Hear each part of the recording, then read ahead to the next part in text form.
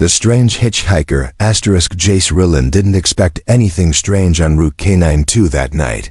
He was just another cargo pilot flying alone through the edge of neutral space.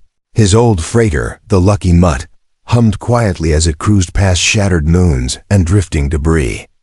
The stars outside blinked like tired eyes, but Jace stayed alert, sipping cold coffee and checking sensors every few minutes.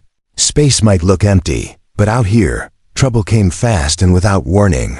He was halfway to the mining colony on Saros 3.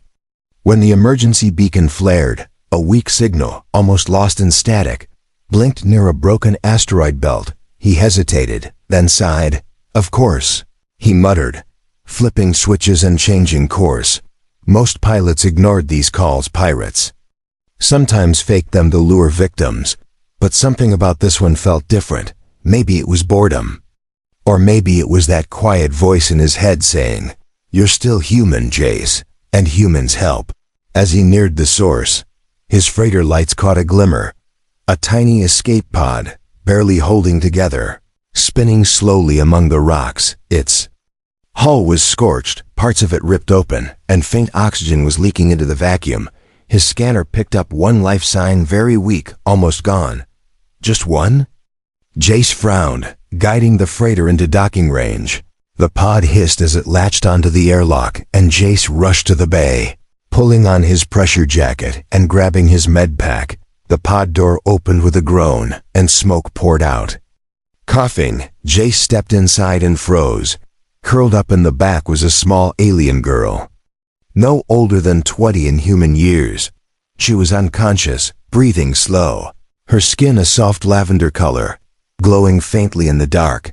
Her long hair was silver white, matted with soot, and a strange blue pendant pulsed weakly on her chest. Jace knelt beside her, scanning her vitals. "Still alive," he whispered, barely. He gently lifted her and carried her into his ship. Laying her on the med bunk, the door sealed shut behind them. For the next 2 hours, Jace watched over her, cleaning wounds, injecting stimulants, and adjusting oxygen levels. She woke with a start. Eyes wide and glowing bright green, she gasped. Sat up, then recoiled, pressing her back to the wall.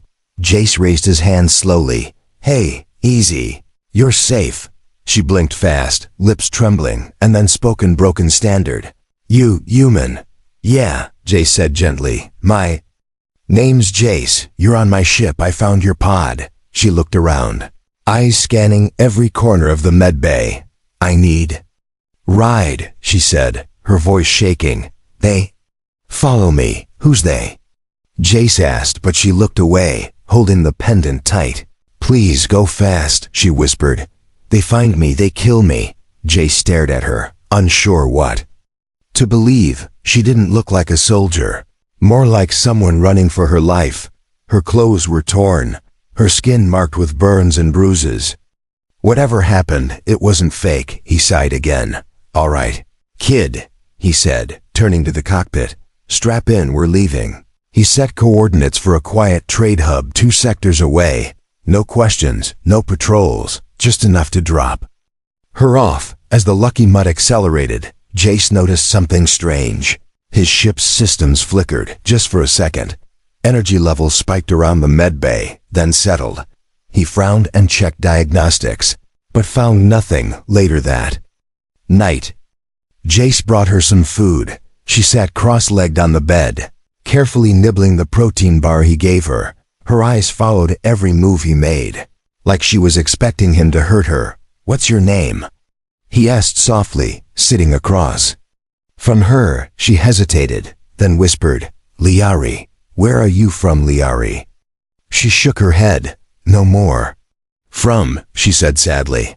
"All gone." Jace didn't press. He'd seen refugees before, but this felt different. There was something about her, not just the glowing skin or the pendant. Something hidden, something powerful. She wasn't just a lost girl, and if she was being hunted, then helping her might cost him more than he expected. A warning light blinked on his console again. He checked and saw a strange energy reading trailing them, closing in. His heart skipped. "We've got company," he muttered. turning back to Liari, but she was already standing, holding the pendant with both hands, her face pale.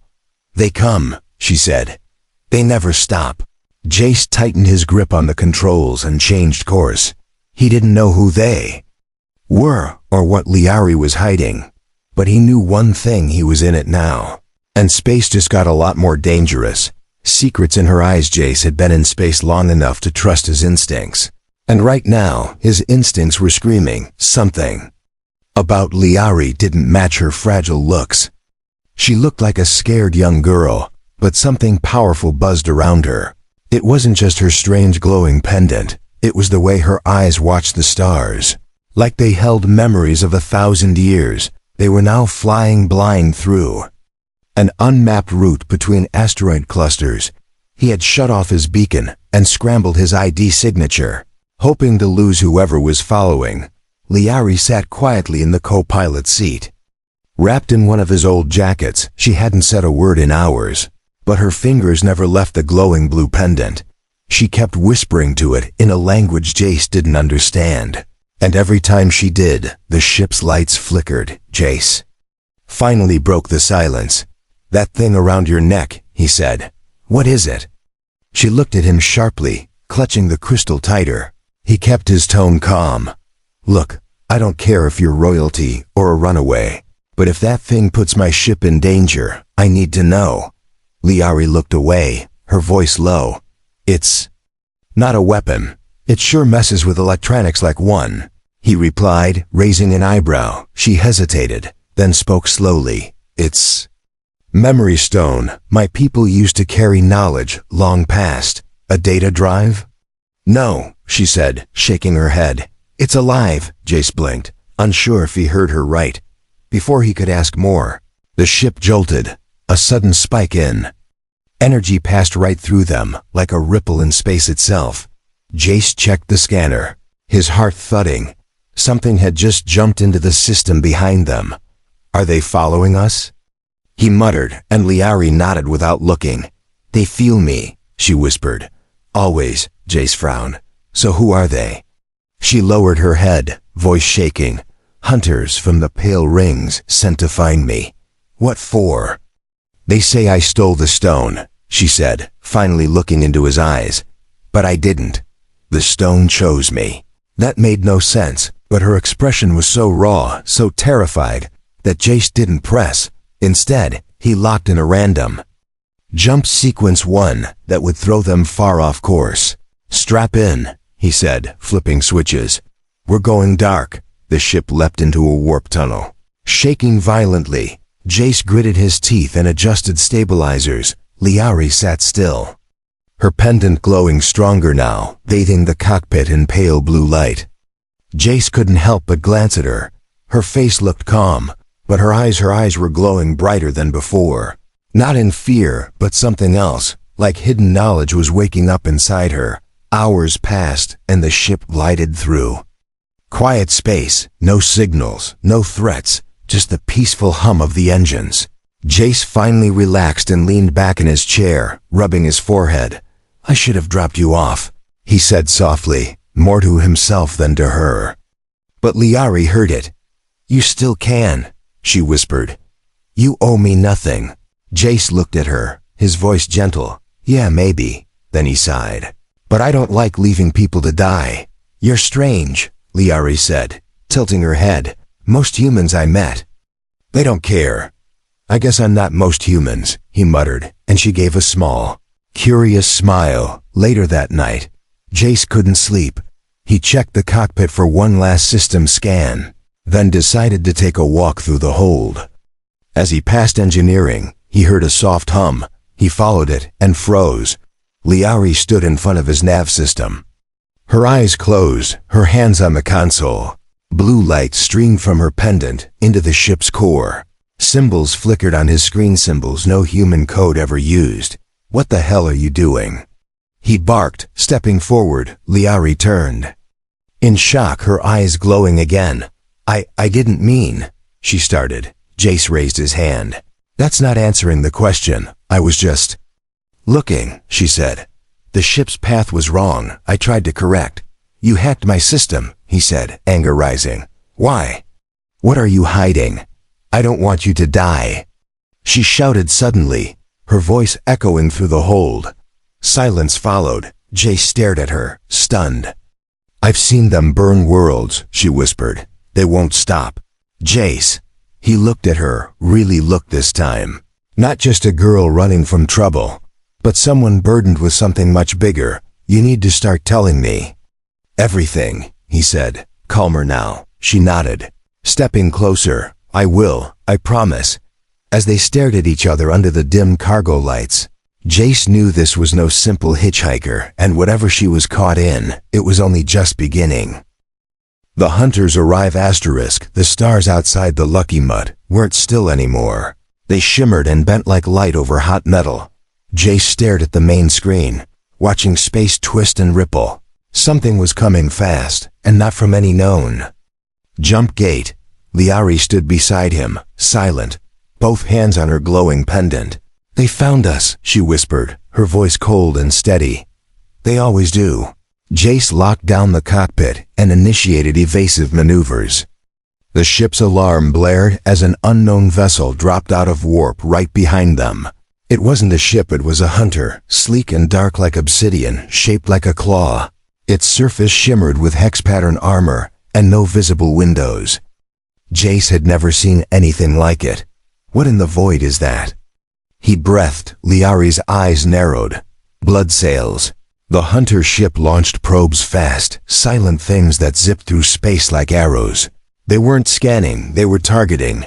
Jace dove the freighter into a narrow asteroid field, swerving between massive rocks. The whole ship groaned under the pressure. You better hope that pendant of yours does more than glow, Jace muttered as sparks flew from the console. Behind them, the hunter weaved with terrifying speed. Its drones sliced through rock like it was paper. Jace activated the freighter's only 2 defense turrets. Firing blindly, one drone exploded, but 3 more replaced it. They're hurting us, he realized. They want us to go somewhere. Liari didn't answer. Her hands glowed, and for a second, the ship's lights turned blue, suddenly. All sensors blinked red. Something unseen was charging an energy weapon, building from the hunter's core. We can't outrun that, Jace growled, sweat on his brow. I can stop it, Liari said, stepping forward, but only for a moment. What do you mean stop it? How? Her eyes flashed gold, brighter than before. By letting it see me, before he could stop her. She pressed her palm to the front window. Her pendant shone like a star, and a pulse shot from her body through the ship's front hull. It wasn't a weapon, it was something older, something that made the hunter stop. For 3 whole seconds, the dark ship paused, the energy buildup stopped, and the drones retreated slightly. Jace didn't waste time. He slammed the thrusters and dove the freighter behind a massive ice asteroid, cutting all power. Inside the dark cockpit, they both sat frozen, breathing hard, listening to nothing but the creak of cooling metal.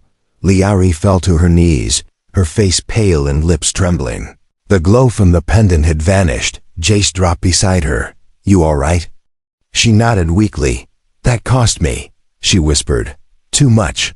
What did you do? I called its old memory, she said, barely audible. The blood sails were once our protectors long ago, before they were twisted. You talked to that thing? Jace asked, stunned. Not with words, she said. With truth. Jace sat back, rubbing his face. He had rescued hitchhikers before, but none who could speak to warships. He looked at her again, sweating, shaking, skin pale like moonlight, and still clutching the pendant like it was her last breath. You're not just a runaway, he said slowly. You're something else. I didn't ask for this. Liari whispered. I didn't want it. The pendant? It chose me, she said. When my planet fell to what? She looked at him, eyes burning with grief. To silence. Before he could ask more, the ship shook again. The hunter had resumed scanning, sweeping the asteroid field. With sharp beams, Jace knew they had minutes, maybe less. We can't stay here, he said, standing up. This place is a death trap. "There's a jump gate nearby," Liari whispered. "But it's dead." "You sure?" She nodded. "I've seen it in the pendant's memory." Jace stared at her, then nodded. "Then we wake it up." He powered the ship and shot out from the ice cover. The hunter turned instantly and gave chase. Missiles launched glowing spears of light, roaring toward them.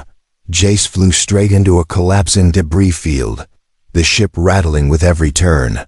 The old freighter screamed, but held ahead. A broken satellite floated in the dark ancient.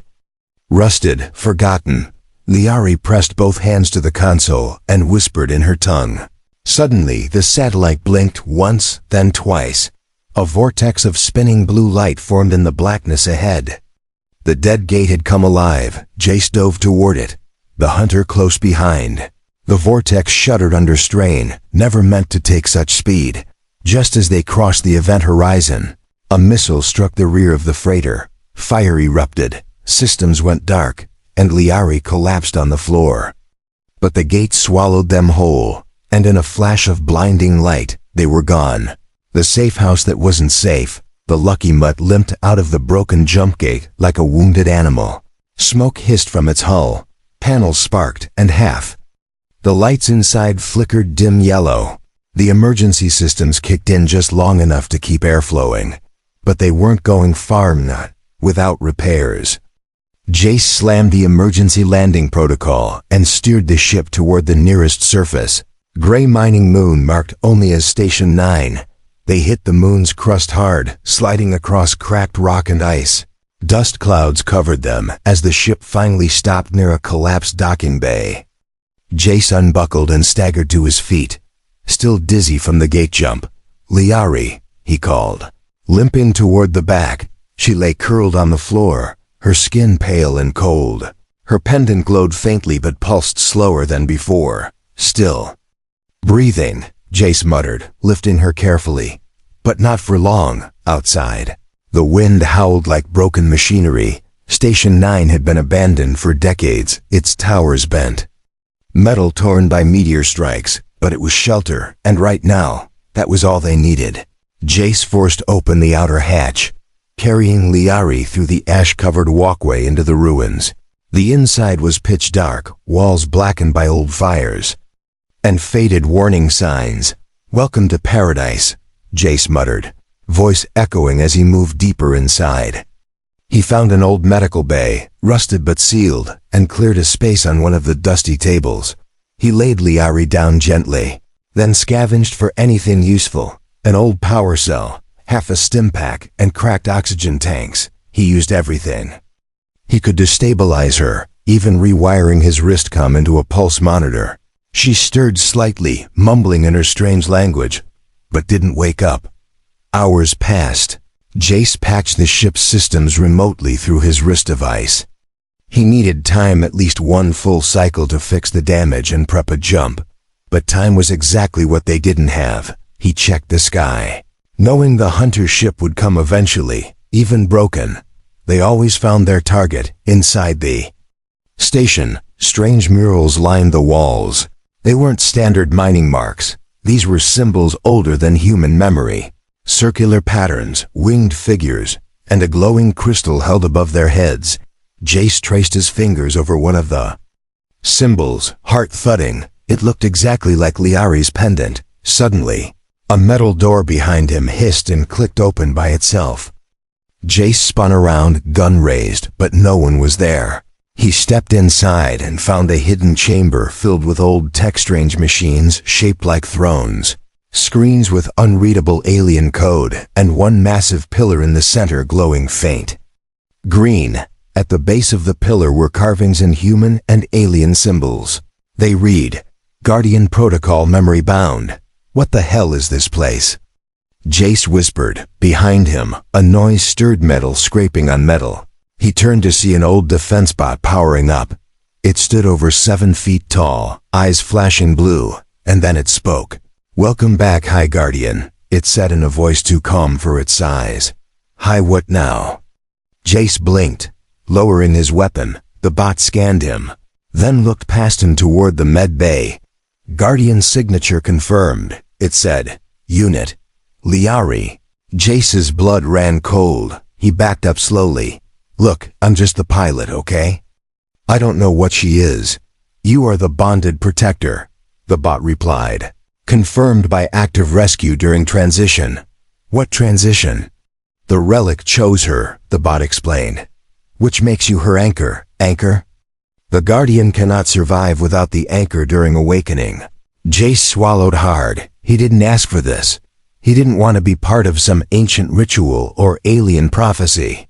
But when he returned to the medbay and saw Liari lying there, barely breathing, he knew there was no turning back. Later that night, while repairing a busted oxygen regulator, Jace heard movement behind him. He turned and saw Liari standing in the doorway, pale but awake. You found it, she said, her voice barely above a whisper. Found what? The memory chamber, she said, pointing toward the secret room. It called to me, Jace nodded, handing her a water pouch. You've got a lot of explaining to do, he said. I was born for this, she said softly. But I never wanted it. I didn't want to be your anchor, Jace replied. But here we are. Liari looked up at him, her eyes full of pain and something deeper hope. They'll come soon, she said. And this time, we fight together, outside. The wind grew louder, above the clouds. The stars shifted again. The hunter had entered the system. Trust. Broken and rebuilt asterisk. Jace wasn't a man who trusted easily. Years in space had taught him that people often lied, especially when they were scared. But Liari wasn't just hiding fear, she was hiding something far heavier, as the old defense. Bot paced the dusty chamber, listing protocols and relic data. Jace watched Liari from the corner of his eye. She stood still, head low, fingers wrapped tight around the glowing pendant, and when the bot spoke the word, chosen, she flinched. You gonna tell me what that means? Jace asked finally, his voice sharp. Liari didn't answer at first. The bot turned to her and said, Guardian, full truth required to stabilize anchor link. She closed her eyes and nodded, then turned to Jace. Her voice low. I lied. Jace folded his arms. No kidding. I wasn't just escaping hunters, she said, stepping forward. I was escaping my people too. That stopped him cold. What? They wanted me to activate the relic fully, she said. Turn it into a weapon. Use it to destroy our rivals. But it's not a weapon, Jace said, confused. It can be, she replied quietly, if twisted the wrong way. She began to explain, each word slow and heavy. The pendant wasn't just a memory stone, it was the last remnant of a pre-collapse civilization. It stored not just data, but energy, identity, and the will of those who once guarded peace across galaxies. But power attracts monsters, and Liari had been raised to be the perfect host for it, trained, shaped, and lied to. I ran because I didn't want to become their puppet, she said. But when I ran, they sent the blood sails after me. Jace paced in silence, trying to absorb it all. You used me, he said finally, voice tight. Back on the ship, when you touched the console, when you let us here, you used me like a tool. Liari looked away, ashamed. I needed your ship, yes, and your protector, he added. No, she said softly, meeting his eyes. That part I didn't expect. He wanted to stay angry. He had every reason to. But when he looked at her again, he saw a girl who had been trained to be a weapon and chose to become something else. I'm not just your pilot, he said, and I'm not some sacred anchor either. I know, she said, but now you are something more. Before Jace could reply, the bot turned its head sharply. Alert, it said. Incoming threat, low orbit breach detected. Jace ran to the outer panel and tapped the old radar system. The hunter ship had entered orbit. It was descending slowly, like a beast preparing to strike. We're out of time, Jace growled, grabbing his gear. How many defenses does this place have? Minimal, the bot answered. Power grid at 12%. Only 2 functioning cannons. So we fight with scrap and prayers, he muttered. Perfect. Liari moved beside him. her steps unsure but steady. "I can help," she said. "I know how to channel the relic now. Last time nearly killed you. I was scared," she replied. "Now I'm ready." Together, they moved through the ruins, preparing for the battle. Jace set up traps using old fuel cells and broken drone parts. Liari restored a crystal grid buried deep under the station. The air changed as she did something ancient stirred, and in the sky above, the hunter ship stopped moving, hovering like it could feel the shift. Jace crouched beside the outer defense. Wall, pulse rifle ready. "Tell me this," he said without turning. "If we make it out, what happens to the relic?" Liari stood beside him, eyes glowing softly. "I seal it," she said. "Inside me. You sure?" She nodded. "It's the only way to stop them from ever using it again." "You really trust me now?" he asked, half smiling. "Yes," she said, placing her hand over his. "Because this time I didn't run." A low hum filled the air, followed by a piercing whine. The hunter ship had activated its drone swarm. Hundreds of sharp-winged machines broke off from the hull and streamed down like a black wave. Jace took a deep breath. "Here they come." And Liari stepped forward, eyes glowing like a new dawn. Whatever trust had been broken, it was rebuilt now, not with words, but with action. Together, they would stand, and together, they would end it.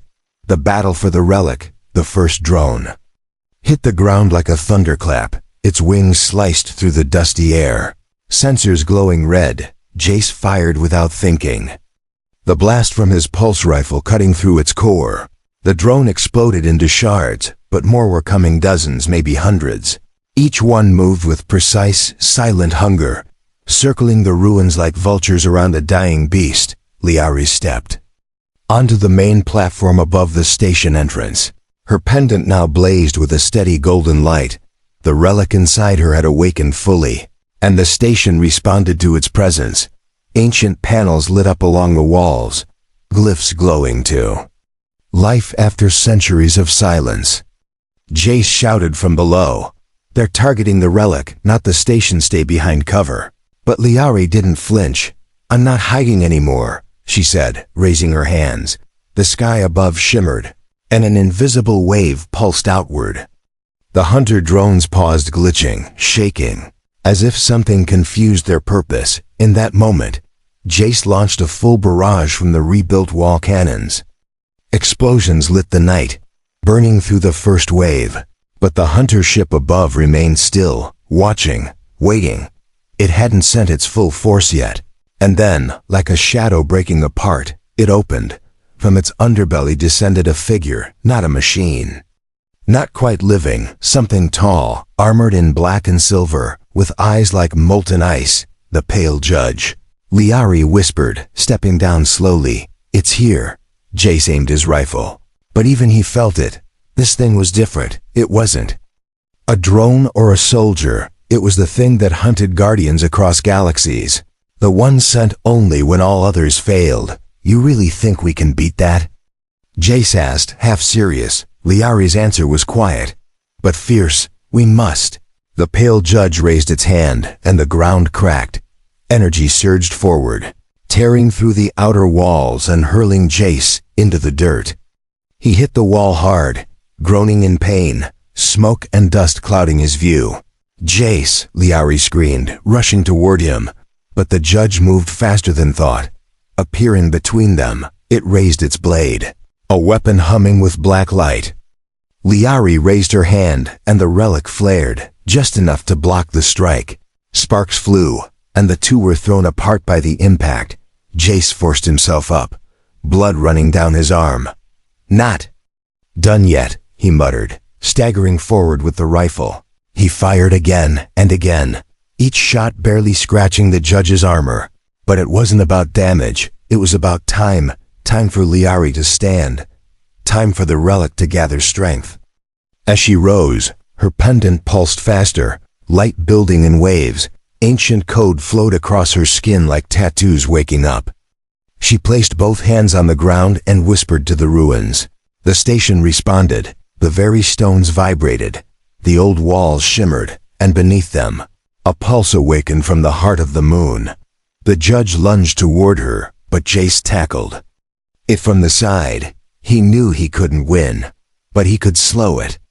The blade slashed across his side, pain ripping through him like fire, but he held on, yelling, "Do it now."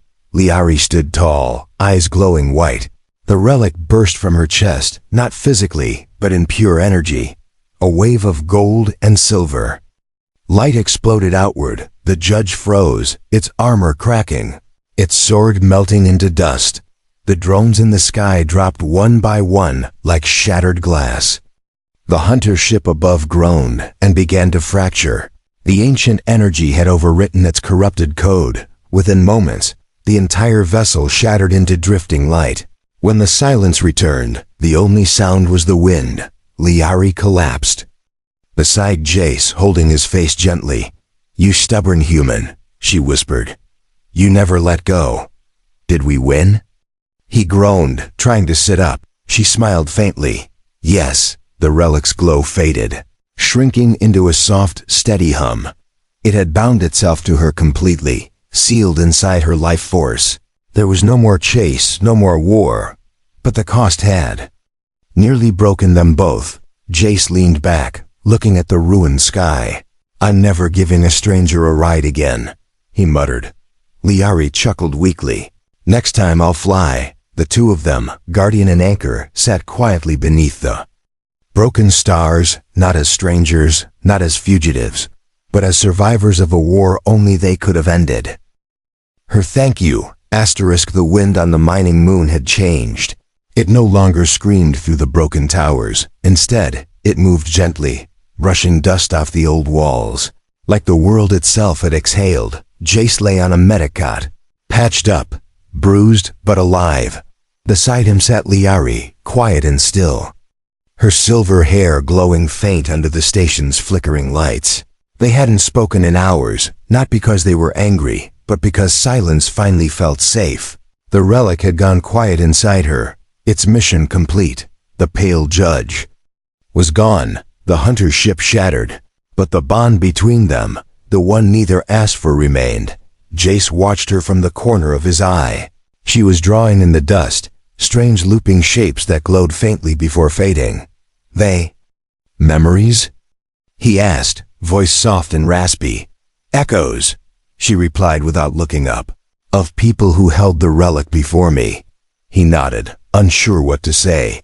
He had flown through war zones, smuggled through black markets, survived pirate traps, but nothing had prepared him for this, not for her. Not for being changed just by choosing to help a stranger. "You should leave this place soon," Liari said. "Others may come. You coming with me?" He asked, only half joking. She turned to him, eyes soft, glowing less than before. "I was going to," she said, "but now I must stay." "What?" Jace sat up, pain shooting through his ribs. "You just said it's not safe." "I must make it safe," she said gently. "The station responded to me. It remembers the old guardians." "I don't care what it remembers," he snapped. "You almost died." Liari moved closer and placed her hand over his. Her touch was warm, pulsing like a heartbeat. "The relic is part of me now," she said. "But you grounded it. That's some poetic alien way of saying I'm stubborn?" She smiled. No, she looked at him, then truly looked. And for the first time, Jay saw her not as a runaway or a relic carrier, but as someone choosing to stay, even when she could run. She leaned in and pressed her forehead to his. Her voice was barely above a whisper. "Thank you," Jace blinked, startled by the softness of the moment. He'd expected a handshake, maybe a nod, but this felt deeper, more ancient. "You don't have to do this," he said. "You don't owe me anything." "I owe you everything," she replied. "You saw me when I was alone." Her words lingered, heavier than any metal. "I didn't do much," he said awkwardly. "Just gave you a ride." Liari shook her head slowly. "You gave me a choice. Didn't think that'd earn me a forehead bump." He teased, trying to lighten the moment, but she only smiled again and whispered, "That wasn't the thank you." She stood then, the relic inside her glowing once more, not brightly, not dangerously, but calmly, like a candle in the dark. With one hand, she reached into the air and pulled out a small crystal shard. It hovered, spinning slowly, then floated toward Jace. "What is it?" he asked. "A seed," she said.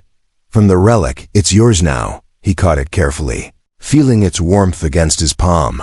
"It carries knowledge," Liari said. "Not power, not control, just truth. And what do I do with it?" "Whatever you choose." They stood in silence again. As two suns began to rise over the horizon, light poured into the broken station, making the walls glow for the first time in centuries. Jace looked at her, then back at the ship. It would take days to fix, maybe weeks. He wasn't in a hurry. Liari turned to leave. Stepping into the heart of the station, the old systems welcomed her now. She had become more than a guardian.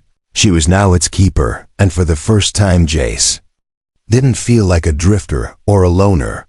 He felt like he had been exactly where he needed to be.